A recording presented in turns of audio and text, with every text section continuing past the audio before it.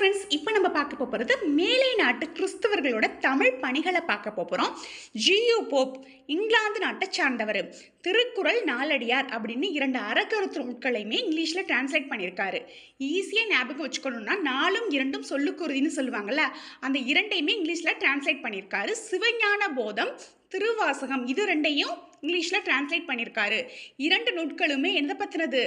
சிவனை பற்றினது, அதாவது இந்து மதத்தை பற்றினது. அதை ஒரு கிறிஸ்டின் மொழிபெயர்த்திருக்காரு. நெக்ஸ்ட்டு புறநானூறு, புறப்பொருள், வெண்பா மாலை. 2மே புறன்னு தான் ஆரம்பிக்கும். புறநானூறு, புறப்பொருள், வெண்பா மாலை. இதில் சில பாடல்களை டிரான்ஸ்லேட் பண்ணியிருக்காரு.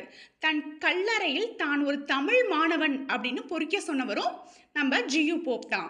அடுத்து எல்லிஸ், இவர் 1796 சென்னை வந்திருக்காரு. இவர் ஒரு ஐஏஎஸ் அதிகாரி. சென்னையில் கல்வி சங்கம் ஒன்று நிறுவனாரு. வீரமாமுனிவரோட சில நூட்களை திரட்டி வெளியிட்டிருக்காரு.